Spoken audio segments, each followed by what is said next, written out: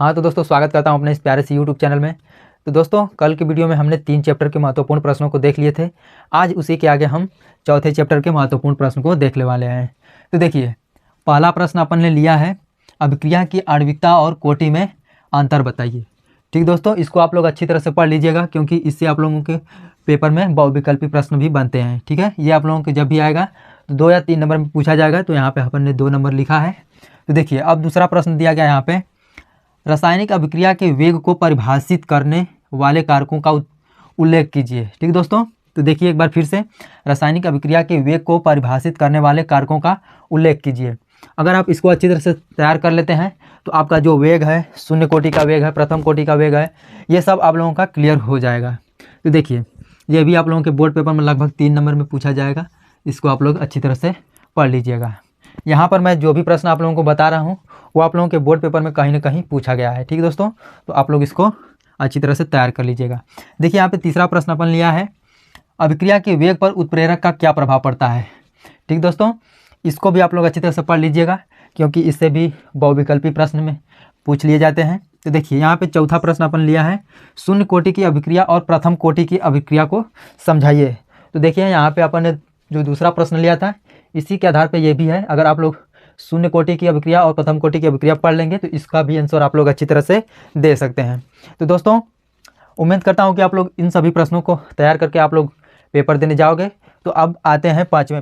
हाँ तो दोस्तों, ये रहा आप लोगों के सामने चैप्टर नंबर 5 के कुछ महत्वपूर्ण प्रश्न। तो देखिए, इसमें दिया गया है पहला प्रश्न, क्लोरोफॉर्म को रंगीन बोतल में क्यों रखा जाता है तथा उसमें कुछ मात्रा में एथिल अल्कोहल क्यों मिलाया जाता है। ये आप लोगों के बोर्ड पेपर की दृष्टि से बहुत इंपॉर्टेंट है। देखिए, ये आप लोगों के बोर्ड पेपर में 2 नंबर में पूछा जाता है। ठीक है दोस्तों, इसको अभी आप लोग अच्छी तरह से क्लियर कर लीजिएगा। अब देखिए, इसमें दूसरा प्रश्न करके दिया गया है, वास्तविक विलयन तथा कोलाइडी विलयन में विभेदन कीजिए। तो दोस्तों, आप लोग वास्तविक विलयन और कोलाइडी विलयन तो पढ़े ही होंगे, आप लोग आराम से भी अंतर दिखा सकते हैं। अब देखिए, गंदे पानी को साफ करने के लिए फिटकरी का प्रयोग क्यों किया जाता है, ये भी आप लोगों का क्लियर ही होगा। देखिए, नदी तथा समुद्र के मिलन बिंदु पर डेल्टा बनने का कारण बताइए, ये भी आप लोगों का क्लियर होगा। ये भी, इन तीनों प्रश्नों को आप लोग अच्छी तरह से पढ़ लीजिएगा क्योंकि इससे आप लोगों के पेपर में जो बहुविकल्पी प्रश्न होते हैं उनमें भी पूछे जाते हैं।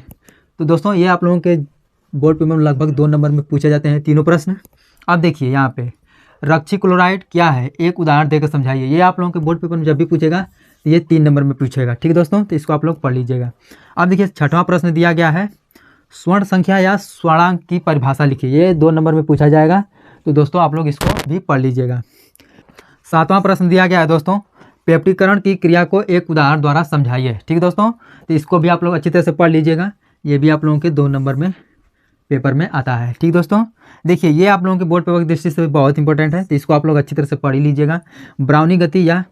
ब्राउनी गति पर एक संक्षिप्त टिप्पणी लिखिए। इस पर आप लोगों को लगभग 3 नंबर पूछे जाते हैं, तो इसको भी आप लोग अच्छी तरह से पढ़ लीजिएगा। यहाँ पे जितने भी प्रश्न मैंने लिए हैं वो आप लोगों के बोर्ड पेपर की दृष्टि से बहुत इंपॉर्टेंट है। तो आप लोग इसको अगर अच्छी तरह से पढ़ लेते हैं तो मैं आशा करता हूँ कि आप लोग बोर्ड पेपर में अच्छे मार्क्स गेन करेंगे। तो देखिए, यहाँ पे 9वां प्रश्न दिया गया है, द्रव स्नेही तथा द्रव विरोधी क्लोराइड किसे कहते हैं। एक एक उदाहरण देकर आप लोगों को समझाना पड़ेगा। ठीक दोस्तों, यहाँ पे देखिए 10वां प्रश्न दिया गया है, भौतिक अधिशोषण तथा रासायनिक अधिशोषण में अंतर बताइए। ये भी आप लोगों के बोर्ड पेपर में 2 नंबर में लगभग पूछे जाते हैं, इसको भी आप लोग पढ़ लीजिएगा। यहाँ पे देखिए, ये प्रयोग है, हार्डी-सुलजे नियम पर संक्षिप्त टिप्पणी लिखिए। हार्डी-सुलजे नियम पर संक्षिप्त टिप्पणी लिखिए। ठीक दोस्तों, तो यहाँ पे आप लोग इसको अच्छी तरह से पढ़ लीजिएगा। यह आप लोगों को लगभग 3 नंबर में पूछे जाते हैं। इस पर बहुविकल्पी प्रश्न भी बनते हैं। यहाँ पे देखिए, ये सब देखिए, यहाँ पे दिया गया है 12वां प्रश्न में, विद्युत कण संचलन, स्कंदन, अपोहन, डिंटल प्रभाव और विद्युत अपोहन को